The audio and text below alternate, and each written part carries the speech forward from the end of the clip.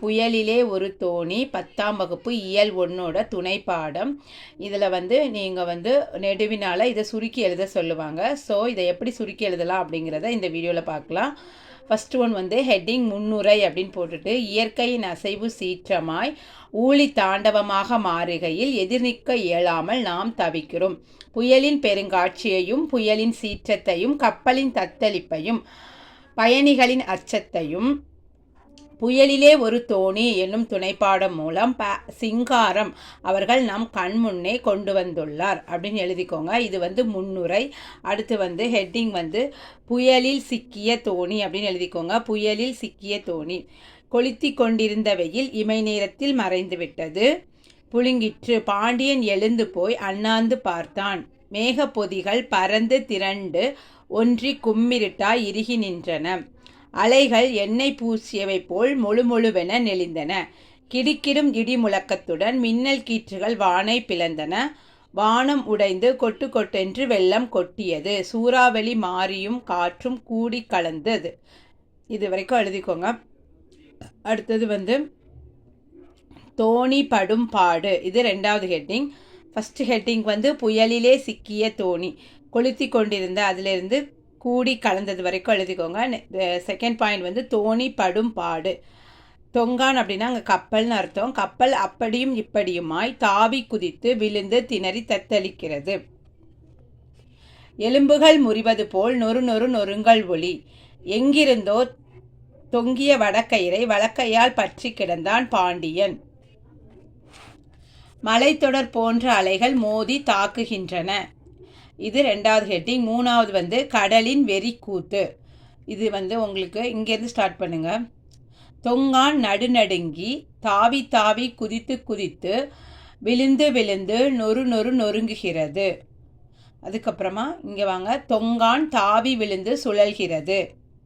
இடி முழக்க சீன பிசாசுகள் தாவி வீசுகின்றன. மூட்டைகள் சிப்பங்கள் நீந்தியோடி மறைகின்றன. தொங்கான் குதித்து விழுந்து நொறு நொறு நொறுங்குகிறது.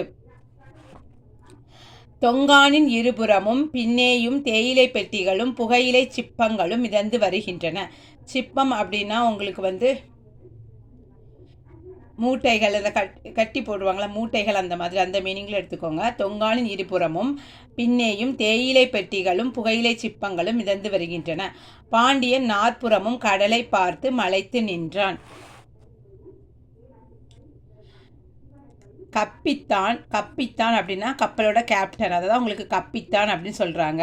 கப்பித்தான் வானையும் கடலையும் ஒரு சுற்று பார்த்து விட்டு 2 நாளில் கரையை பார்க்கலாம் என்றார் அப்படின்னு சொல்லி போட்டுக்கோங்க. அவ்வளோதான். அடுத்து 3வது ஹெட்டிங் கரையை கண்ட தொங்கான்.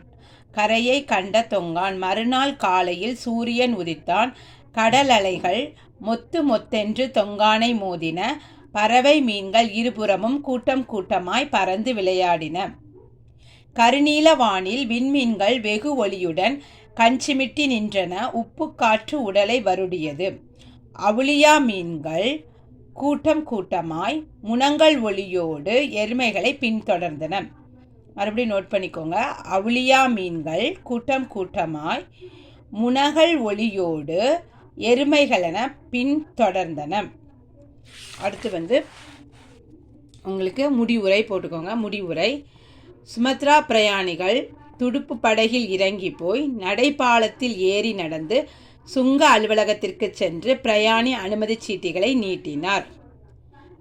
தமிரோ பிரயாணிகளை சில வினாடிகள் நோட்டமிட்டு சீட்டுகளில் முத்திரை வைத்து திருப்பி கொடுத்தார். இதுதான் முடிவுரை. இவ்வளோதான். உங்களுக்கு 5 ஹெட்டிங் நான் சொல்கிறேன். ஃபஸ்ட்டு முன்னுரை, புயலில் சிக்கிய தோணி, தோணி படும் பாடு, கடலின் வெறிக்கூத்து, கரையை கண்ட தொங்கான், முடிவுரை. இந்த வீடியோ பிடிச்சிருக்குன்னு நினைக்கிறேன். கண்டிப்பாக மறக்காமல் நம்ம சேனலை சப்ஸ்கிரைப் பண்ணிக்கோங்க. வேறு எதுவும் டவுட் இருந்தால் கமெண்ட் பாக்ஸில் சொல்லுங்கள்.